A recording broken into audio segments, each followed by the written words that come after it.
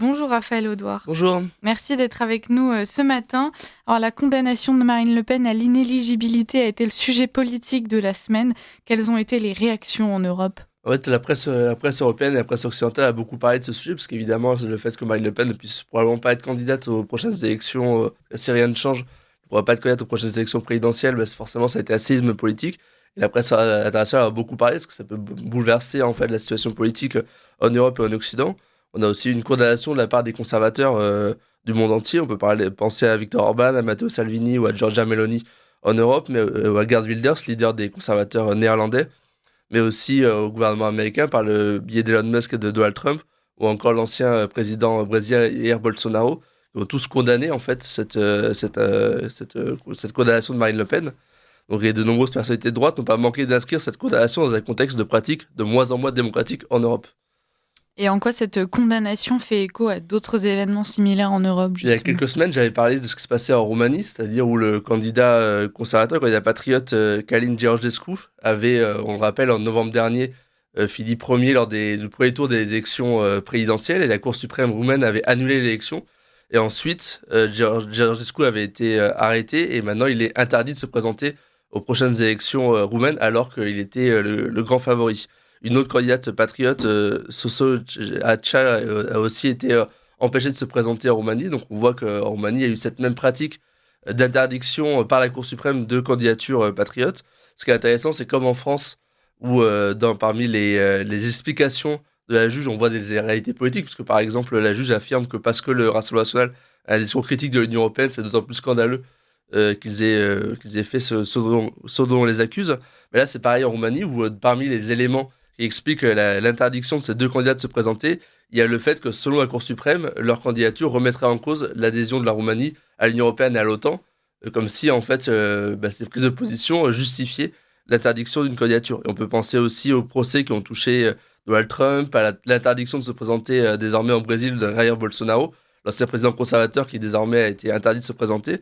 Et pour pas qu'on m'accuse de prêcher uniquement par ma paroisse, on peut aussi parler d'Evo Morales en Bolivie, l'ancien président d'extrême gauche, qui lui aussi a empêché de se présenter. On rappelle d'ailleurs que Jean-Luc Mélenchon, aujourd'hui une partie de la gauche refuse de dénoncer ce qui se passe.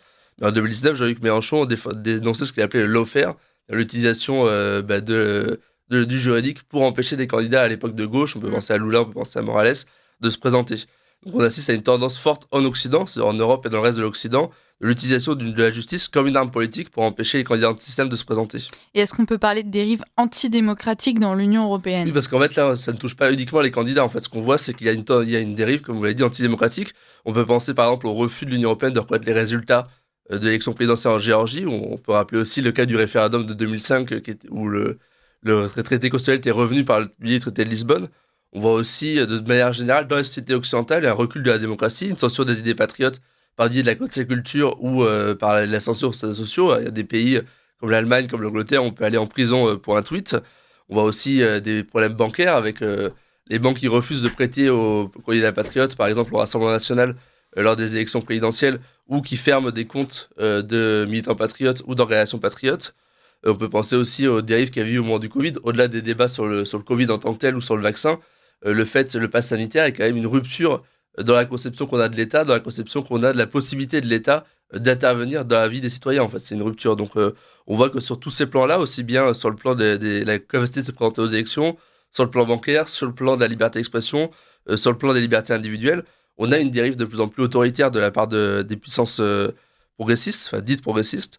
Et alors que l'Union européenne dénonce en permanence des soi-disant dérives illibérales en Europe de l'Est, que ce soit en Pologne ou en Hongrie, on peut s'interroger sur le fait que ce serait plutôt à Bruxelles que ces dérives illibérales se produisent. Et qu'est-ce qui peut expliquer des dérives antidémocratiques en Occident ? Ce qu'on voit, c'est que de plus en plus, chez les élites progressistes, on a une autre conception de la démocratie qui apparaît. En fait, la démocratie, ce n'est plus donner le pouvoir au peuple, c'est défendre la démocratie contre un peuple qui, lui, serait réactionnaire, raciste, porteur de pulsions tristes. Voilà. En fait, il faut vraiment protéger la démocratie, protéger le progrès contre le peuple. En fait, le peuple, lui, serait soumis à des candidats populistes, serait prêt à suivre des démagogues et des autoritaires. Et il faut qu'il y ait un cercle de la raison, un front républicain qui vienne protéger la démocratie, protéger la raison, protéger la République contre le peuple et son incapacité à à discerner en fait ces manipulations de démagogues. Et on peut d'ailleurs voir que même ça peut aller assez loin, puisque je prends l'exemple de l'autorisation du mariage homosexuel en Slovénie. Alors, on va dire pourquoi, mais en fait, c'est assez intéressant, puisqu'on a eu 3 référendums en 2002, 2012 et 2015, où on a demandé au peuple slovène s'il était favorable à l'autorisation du mariage homosexuel. Le peuple slovène a voté contre. Et en 2022, la Cour suprême de Slovénie a considéré que l'interdiction du mariage homosexuel était contraire à la Constitution et que le gouvernement avait le devoir d'autoriser le mariage homosexuel. Et donc, le mariage homosexuel a été autorisé de cette façon-là, en fait. Quel que soit ce qu'on pense de la question du mariage homosexuel, on voit que là, le pouvoir juridique se remplace à la fois le peuple et le législateur et est capable d'imposer une loi. C'est le cas aussi à Taïwan, où le mariage homosexuel a été autorisé de la même façon. C'est la Cour suprême qui a dit, en fait, voilà, l'interdiction du mariage homosexuel, c'est une remise en cause de l'égalité devant la loi, et donc le législateur a le devoir de l'autoriser, en fait. Donc on voit en fait de plus en plus que le pouvoir juridique se substitue au peuple et au législateur au nom justement de la défense du cercle de la raison. Et en fait, c'est assez naturel, c'est-à-dire qu'en fait, c'est l'évolution naturelle, c'est une notion de cercle de la raison, de front républicain. Une partie des opinions sont plus considérées comme acceptables, sont plus raisonnables et doivent être combattues, même si elles sont majoritaires. Et quelles sont les réactions des peuples européens à ces dérives ? En fait, assez naturellement, on voit que la société est de plus en plus clivée. C'est-à-dire qu'une partie de la population importante est choquée par ces dérives, en même temps, une autre partie considère que c'est normal au nom justement de la défense de la raison, de la République.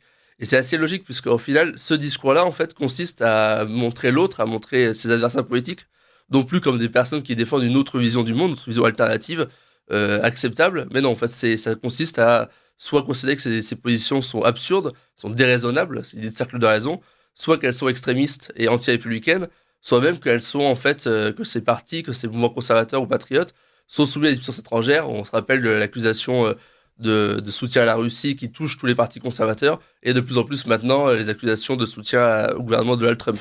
Donc cette idée, en fait, que les conservateurs ou les patriotes ne seraient que des agents de souverains, de régimes autoritaires étrangers, en fait. Et au final, ça consiste à tout simplement à penser que son adversaire est soit un traître, soit un salaud, soit un imbécile, en fait. Et on ne peut pas débattre avec un traître, avec un salaud, avec un imbécile.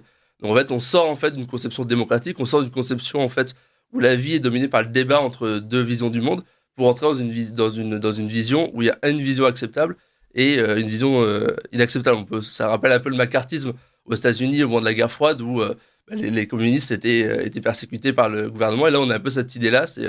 Les patriotes de cette façon sont de plus en plus considérés comme en dehors du cercle de la raison. Et c'est assez dangereux, en fait, comme façon de faire. En fait, c'est de jeter de l'huile sur le feu. On rappelle que au Japon, l'ancien Premier ministre conservateur Shinzo Abe a été assassiné. Et on rappelle aussi les tentatives d'assassinat contre Donald Trump aux États-Unis, contre Jair Bolsonaro et aussi contre Robert Fico, le Premier ministre slovaque conservateur de gauche, qui a aussi subi une tentative d'assassinat. C'est assez naturel, en fait, à partir du moment où on présente l'adversaire comme un traître ou comme un fasciste ou comme un raciste, on pousse une partie de la population à des extrémités de ce genre-là. Et là encore, les européistes font ce qu'ils reprochent aux populistes, jouer sur les peurs, cliver la société et stigmatiser des pans entiers de la société, notamment les plus pauvres, parce qu'on rappelle que c'est les populations les plus précaires qui votent pour les candidats patriotes. Et ces attaques contre la démocratie, est-ce qu'elles ne peuvent pas créer un sursaut dans la population ? On peut espérer, on voit qu'il y a une réaction. Hein. Ça a été le cas en Roumanie où, après la suppression des premières élections présidentielles, le candidat patriote avait vu son score doubler dans les sondages. Et là, on voit aussi qu'une partie de la population se mobilise. Le Rassemblement national a eu plus de 10 000 adhésions en 24 heures après la condamnation de Marine Le Pen. Donc on voit qu'une partie de la population est choquée par ce qui se passe et se dit il faut maintenant bouger. Et en même temps, il y a un autre risque qui est celui de la résignation.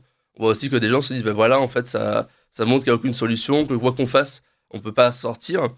Et en fait, c'est un peu aussi ce que veut le système quand il fait ce genre de déclaration. En fait, c'est pousser une partie des classes populaires, une partie des jeunes qui votent pour les candidats patriotes vers l'abstention. Et en fait, c'est là aussi encore une fois très hypocrite de la part du système qui déplore à chaque élection l'abstention des jeunes et des classes populaires, mais qui fait tout pour en fait pousser ces populations-là dans la résignation et donc dans l'abstention. Est-ce qu'il y a des solutions qu'on peut proposer face à ces dérives bruxelloises ? En fait, justement, il faut ne plus avoir peur du peuple. Il faut se dire que la démocratie, c'est le pouvoir du peuple. Il faut redonner une voix au peuple.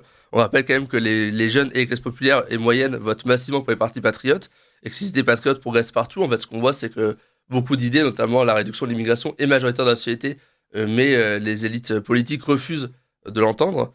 Et donc, en fait, il y a deux leçons à retenir, parce que si le système agit comme ça, c'est qu'il a réellement peur, en fait, d'inventer les idées patriotes, et ça signifie deux choses.